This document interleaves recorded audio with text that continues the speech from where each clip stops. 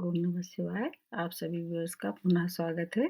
अपने उन सभी व्यूअर्स को धन्यवाद देते हुए आज मैं गुरु के राशि परिवर्तन के बारे में बताना चाह रही हूँ, जो मैंने पिछली वीडियो में अभी तक 8 राशियों के बारे में बता दिया है। अब जो बची हुई शेष 4 राशियाँ और हैं, उनके बारे में भी थोड़ा-सा संक्षेप में कोशिश करती हूँ। ये परिवर्तन 6 अप्रैल से लगभग 14 सितंबर तक रहेगा। बीच में गुरु की स्थिति क्या है, मार्गी वक्री होती रहेगी और अभी जो गुरु चल रहे हैं धनिष्ठा नक्षत्र में चल रहे हैं। इसके पहले मैंने जो धनिष्ठा नक्षत्र से कनेक्ट करके वीडियो आप लोगों को समझाया था, वो जैसा है वैसा ही रहेगा। अब उसके संग ये कुंभ राशि और ऐड हो गई है।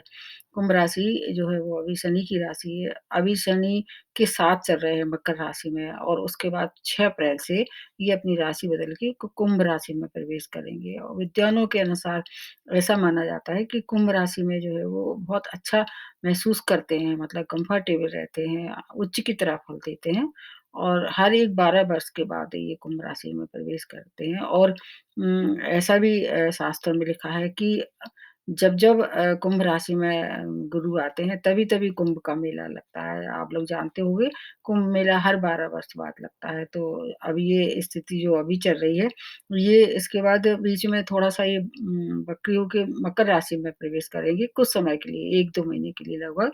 उसके बाद फिर ये नेक्स्ट नवंबर से लेके और फिर ये लगभग अप्रैल 2022 तक फिर कुंभ राशि में रहेंगे। तो इस समय जो स्थिति चल रही है, उससे निश्चित रूप से कुछ न कुछ उसमें बेटरमेंट होगा क्योंकि अभी नीच राशि में चल रहे हैं और जैसे ही अपनी राशि बदलेंगे तो इनकी जो शुभता है वो पूर्णतः आपको प्राप्त होने लगेगी। गुरु एक नैसर्गिक रूप से शुभ ग्रह हैं।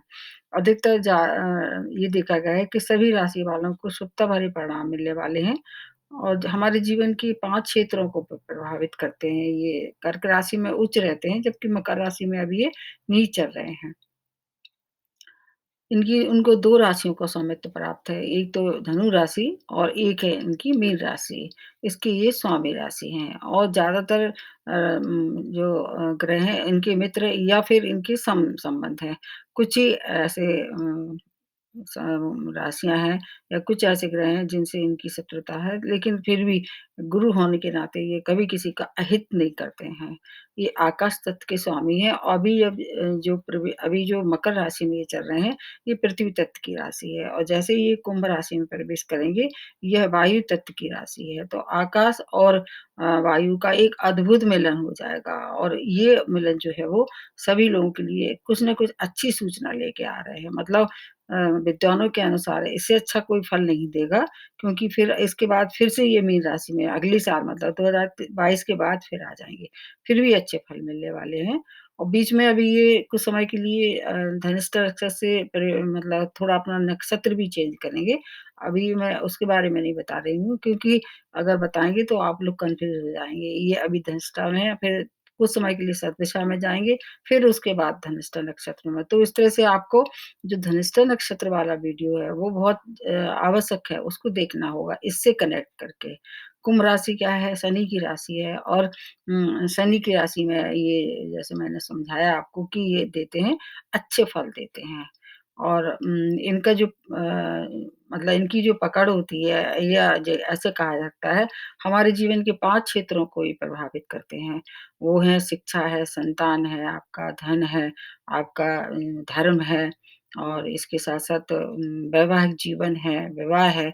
इन सब चीज़ों को अगर मिला के देखा जाए तो अगर बृहस्पति अच्छी अवस्था में है, आपको सुफल दे रहे हैं, तो इन सब क्षेत्रों में आपको कम संघर्ष में सफलता मिलना तय है। अगर बृहस्पति कुपित हो जाते हैं तो उनकी जो है अशुभता को दूर करना काफ़ी परेशानी भरा हो जाता है। ऐसा भी देखा जाता है कि कई बार राहु के संग ये अगर युति बना लेते हैं तो गुरु चांडाल नामक बहुत क्षुद्र जिसको कह सकते हैं एक संयोग बनता है, उससे काफ़ी जीवन अस्त-व्यस्त हो जाता है। उसका गजकेसरी योग वाला जो मैंने और गुरु चांडाल वाला ये मैंने जो एक वीडियो बनाया है, उससे कनेक्ट करके देखना चाहिए। जहाँ तक है रंगों में इनका संबंध पीले रंग से है, पीली धातु भी हो सकती हैं और पीले खाने-पीने की चीज़ें भी हो सकती हैं, केसर हो सकती है, हल्दी हो सकती है। इनकी शुभता वैसे तो सभी लोगों को मतलब एक वरदान के रूप में प्राप्त होती है। आप लोगों को बिल्कुल भी घबराने की या परेशान होने की ज़रूरत नहीं है। जीवन के अगर आप सात्विक रहें, क्योंकि गुरु एक देवताओं की श्रेणी में आते हैं और देवता के ही गुरु हैं। तो अगर आपका जीवन सात्विक है, आपके मन, वचन, कर्म से आप सात्विक हैं, तो गुरु की कृपा आपको निश्चित रूप से प्राप्त होगी। ये जो समय होगा लगभग मोटा-मोटी 13 महीने का समय होगा। 13 महीने बहुत होते हैं। अगर इस दौरान आपको इनकी शुभता प्राप्त हो रही, तो जीवन पूरा जीवन मतलब बदल जाएगा। इसके साथ अगर रोगों से कनेक्ट करके देखें तो ये मतलब पेट जनित रोग, पाचन संबंधी रोग देते हैं और कई बार ऐसा भी देखा जाता है कि मोटापा भी इन्हीं के अगर दूषित होता है आपकी नेटर चार्ट में बृहस्पति, तो मोटापा के शिकार आप हो जाते हैं। और ये सब समस्याएँ इनके संग एक बहुत विशेष बात आपको देखनी होगी, सबसे ज़्यादा इम्पोर्टेंट है। एक तो आपको दोनों से देखना होगा, आपकी लग्न से और आपके मून साइन से, दोनों से, सन साइन से नहीं, मून साइन से और लग्न से मिला के देखना होगा और आपकी स्वयं की नेटल चार्ट में इनकी क्या स्थिति है, ये देखना होगी और तीसरी बात और है कि आपकी महादशा, अंतर्दशा किस ग्रह की चल रही है। अगर बृहस्पति की चल रही है, मंगल की चल रही है क्योंकि मंगल के नक्षत्र में हैं और अगर शनि से रिलेट देखें क्योंकि ये शनि की राशि में आ रहे हैं, तो ये सब मिला के देख के और अष्टक वर्ग में आपके ये भी बहुत ही महत्वपूर्ण है। अष्टक वर्ग में देखना है कि आपकी कुंभ राशि में गुरु के कितने पॉइंट मिले हुए हैं। अगर 5 या 5 से अधिक पॉइंट है, तो आपके लिए ये जो परिवर्तन होने वाला है, अत्यंत शुभ होने वाला है। और रेमेडी मैं सबसे बाद में बताऊँगी। इसके साथ अगर वैवाहिक जीवन का या नौकरी का प्रश्न है, तब भी आपके लिए ये बहुत ही महत्वपूर्ण परिवर्तन है। ये मैं शॉर्ट में बताने की कोशिश की मैंने कि गुरु कैसे हैं ये और गुरु की शुभता आपको किस-किस क्षेत्रों में प्रभावित कर सकती है। अब उसकी जो मैंने जो अगली राशि बची हुई राशि में अगली राशि धनु राशि है। वैसे तो इन पे भी अभी साढ़े साथी का लास्ट फेज़ चल रहा है। तो इनकी स्वामी राशि ही है बृहस्पति और इसलिए जब भी कोई स्वामी राशि स्वामी होता है जिसकी फेर-बदल होता है या उसमें परिवर्तन होता है तो आपको ये मान के ही चलना चाहिए कि आपके लिए खराब नहीं हो सकता है। चाहे साढ़े साती ही क्यों ना हो, आपके 3rd भाव में ये गोचर करेंगे, जो कि इनका कारक भाव नहीं है, लेकिन स्वामी राशि है, इसलिए आपको कुछ न कुछ ये देंगे अवश्य, लेकिन संघर्ष बढ़ा देंगे जीवन में। मिलता ज़रूर है, लेकिन थोड़ा संघर्ष बढ़ जाता है। ये 3rd भाव किसका है आपके छोटे भाई-बहनों का है, छोटी-छोटी दूरी की यात्राओं का है, कम्युनिकेशन का है, तो आपके अंदर कम्युनिकेशन स्किल बढ़ जाएगी और आपके जो भी संघर्ष थे थोड़ी-सी उनमें बढ़ोतरी हो सकती है, लेकिन काम निश्चित रूप से पूर्ण होंगे। मंगल के नक्षत्र में इसलिए मंगल के भी घर आपको हाउसेस देखना चाहिए, उसका वीडियो अलग से मैंने बना दिया है, इसमें मैं नहीं बताऊँगी।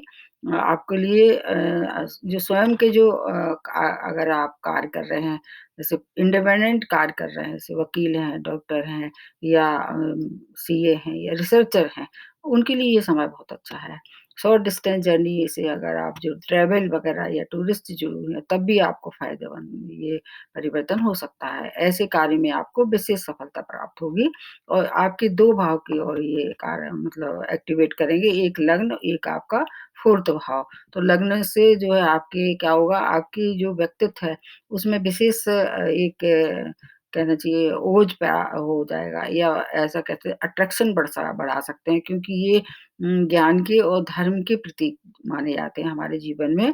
तो लग्न से अगर मिला के देखें तो आपका व्यक्तित्व काफ़ी प्रभावशाली बना देंगे ये और चौथे भाव से अगर देखें तो आपका भूमि, वाहन से अगर आप उसमें इन्वॉल्व थे, उस तरह का कोई कार्य करते थे या आपको अभी तक खरीदने की इच्छा हो रही थी या कोई बड़ा वाहन या भूमि, इस समय आप उसमें अपनी सफलता मिलना आपको तय है।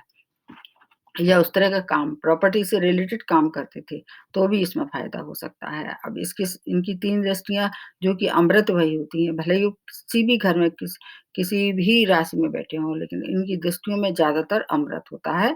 तो इनकी 3 दृष्टियाँ आपके बहुत अच्छे भाव पे पड़ रही हैं, एक 7म भाव पे पड़ रही है, एक 9वें भाव पे पड़ रही है, एक 11th भाव पे पड़ रही है। ये सब भाव जो है वो आपको धन वर्षा करेंगे, आपके धर्म में आपकी रुचि बढ़ेगी, भाग्यवर्धक प्रसंग आपके जीवन में बनेंगे और नए-नए आमदनी के स्रोत बनेंगे। अगर आप विवाह योग्य थे और विवाह के इच्छुक थे और तो विवाह भी संपन्न हो सकता है। अगर वैवाहिक जीवन का खराब चल रहे थे, तो वो उसमें भी कुछ न कुछ मधुरता दिखाई देगी।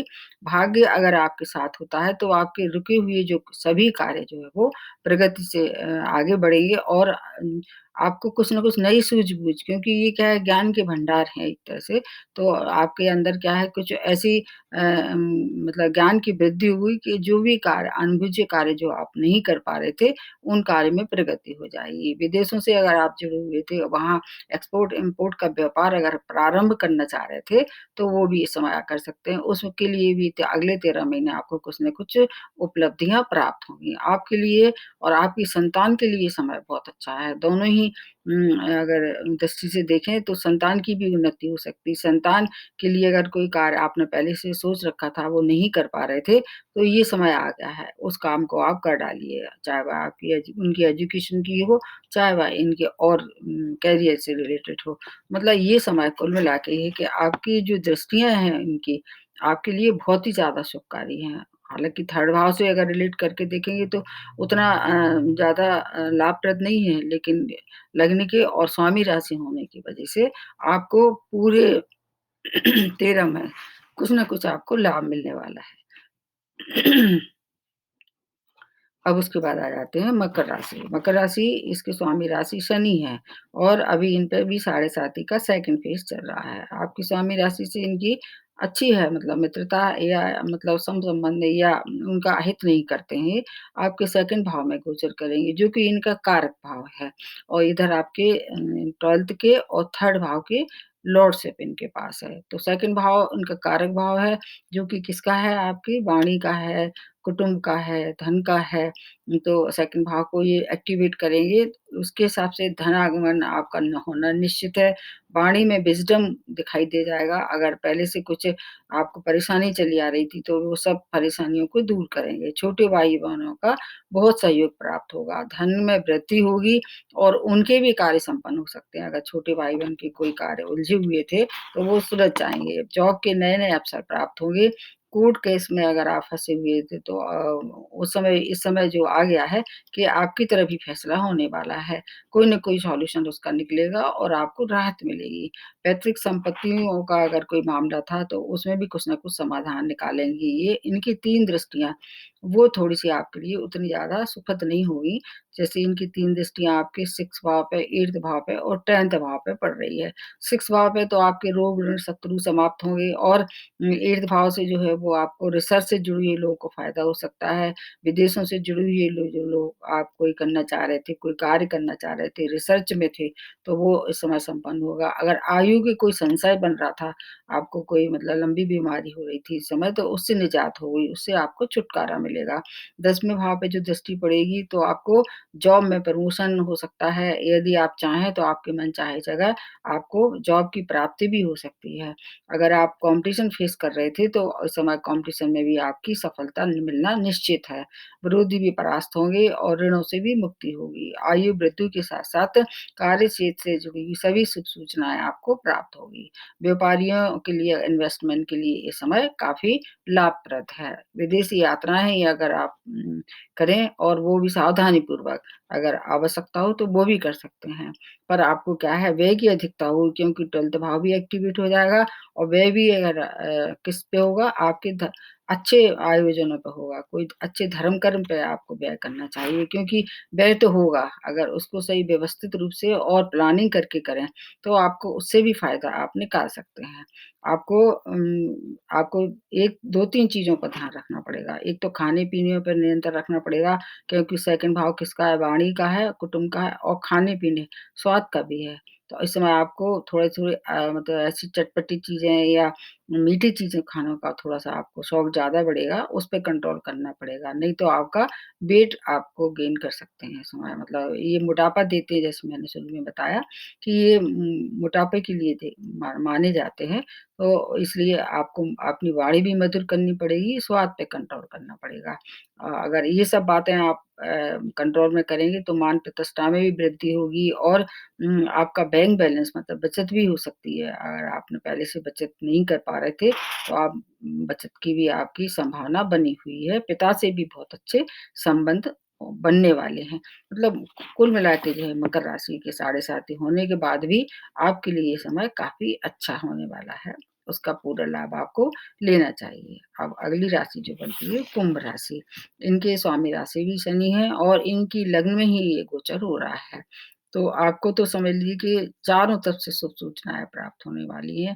साढ़े साती आपके ऊपर भी चल रही है, फर्स्ट फेज़ है, लेकिन आपके 2 और भाव के बहुत अच्छे भाव के ये मालिक हैं, एक तो सेकंड भाव के, एक 11th भाव के। तो ये दोनों ही लाभ और धन भाव कहलाते हैं। ये तो धन की जो आवक होगी या धनागमन जो होगा प्रचुर मात्रा में होगा। आपने जितनी कल्पना नहीं की होगी उससे ज़्यादा आपको धन मिलने वाला है।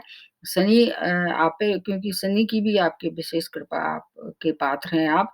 जीवन के प्रत्येक क्षेत्रों में सफलता भरा समय है और लग्न में जब भी कोई भी ग्रह आ जाता है तो मतलब उस और कुंडलियों के 100 दोष जो हैं वो भी माफ़ हो जाते हैं या उनकी भी कमी जो है वो पूर्ति कर देते हैं ये लग्न के बृहस्पति। इनकी जो 3 दृष्टियाँ हैं आपके पंचम, सप्तम और नवम भाव पे पड़ रही हैं। मतलब सोने में सुहागा ऐसे कह सकते हैं कि ये सभी भाव इनके कारक भाव हैं।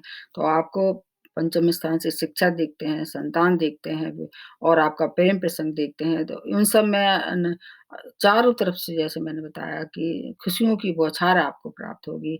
आपका विवाह अगर नहीं हुआ था तो विवाह इस समय आप कोशिश करेंगे तो विवाह भी संपन्न हो जाएगा।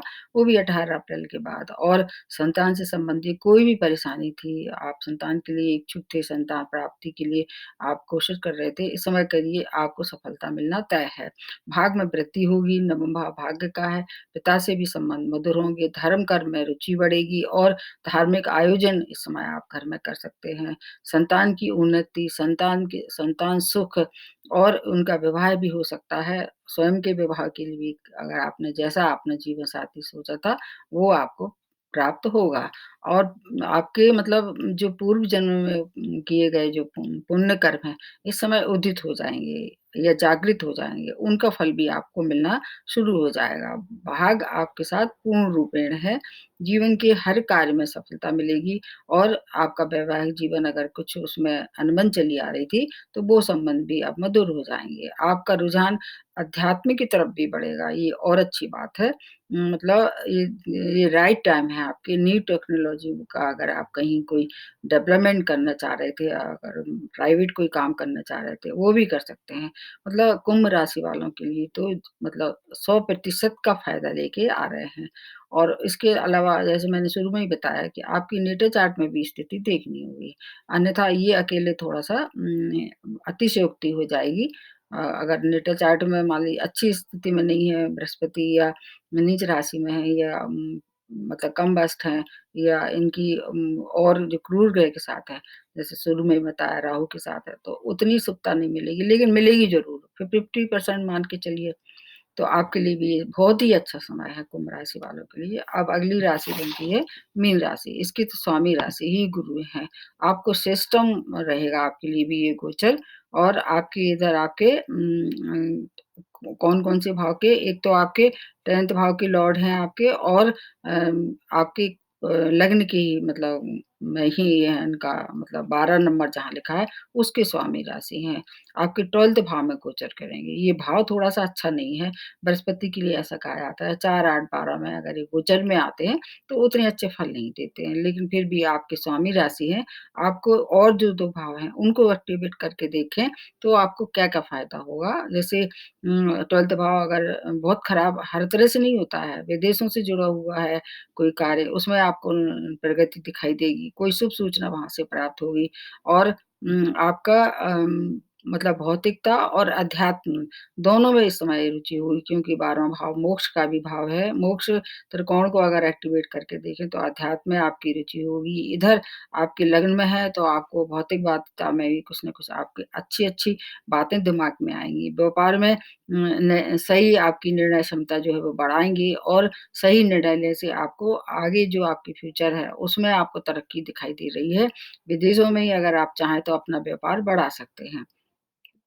भूमि, वन, वाहन के जो है वो इस समय खरीद-फरोख्त कर सकते हैं क्योंकि इनकी जो 3 दृष्टियाँ हैं वो कहाँ पड़ेंगी? एक चौथे भाव पे, एक 6 भाव पे और एक 8th भाव पे। तो ये सब क्या है, ये चौथा भाव तो केंद्र भाव है, इसलिए केंद्र में जब भी कोई भी ग्रह अशुभ ग्रह की दृष्टि पड़ती है तो हमेशा उसको शुभता वाले परिणाम मिलेंगे। अगर भूमि, वन, वाहन का सौदा इस समय आप करना चाह रहे थे या लेना चाह रहे थे या बेचना चाह रहे थे, दोनों ही परिस्थितियों में आपके लिए शुभ सूचना है। और 6 भाव से रोग देखते हैं, तो रोगों में अगर कोई परेशानी चली आ रही थी, तो आप समझ लीजिए आपकी परेशानी दूर होने वाली है। ऋणों से भी मुक्ति होगी, शत्रु भी परास्त होंगे। मतलब जो समस्याएँ इस तरह से चली आ रही थी 6 भाव से संबंधित, उन सब का समाधान मिलेगा और आपका जीवन जो सुचारू हो जाएगा। जहाँ तक 8th भाव को मिला के देखें, तो अगर आयु में कोई संशय लग रहा था, तो आयु की वृद्धि है क्योंकि इनकी दृष्टि में अमृत होता है और मातृ सुख में भी वृद्धि होगी क्योंकि चौथे भाव माता का भी कनेक्ट करके देखते हैं। आपको बस एक काम का ध्यान रखना पड़ेगा, जो भी मतलब व्यय करें वो नियंत्रित करें। अगर करना भी पड़े तो ऐसी जगह सोच समझ के करें जैसे आप प्रॉपर्टी का खरीद-फरोख्त कर सकते हैं, वो आपके फ्यूचर में काम में आएगी और नियंत्रण अगर करेंगे तो क्या होगा थोड़ा सोच समझ के अगर इन्वॉल्वमेंट करें अपनी व्यय पे तो आपको लाभ भी देंगे। कभी-कभी ऐसा होगा बीच-बीच में जब ये वक्री हो जाएँगे तो आपको थोड़ा-सा खर्च कहाँ करना पड़ेगा अपनी हेल्थ पे। ख़ास तौर से अगर पहले से तकलीफ़ चली आ रही है तो इस समय हेल्थ का ध्यान रखते हुए फिर एक्सपेंडिचर पे अगर खर्च करेंगे तो वो भी आपकी इम्प्रूव हो जाएगी। आपको जब भी कोई कार्य मतलब शुभ कार्यों पे व्यय करेंगे तो आपको उसका दोहरा फ़ायदा होगा। एक तो आपका जो है वो स्वयं की हेल्थ प्रभावित जो हो रही थी उससे बचेंगे और मतलब सही जगह आपका खर्च हो जाएगा।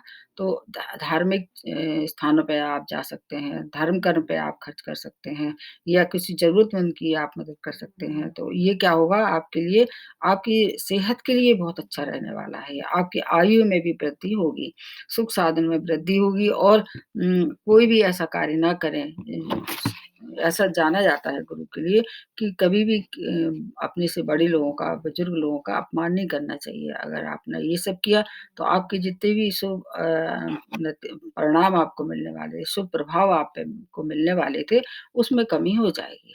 तो हर एक राशि वालों के लिए गुरु जो है अपनी कृपा बरसाने वाले हैं।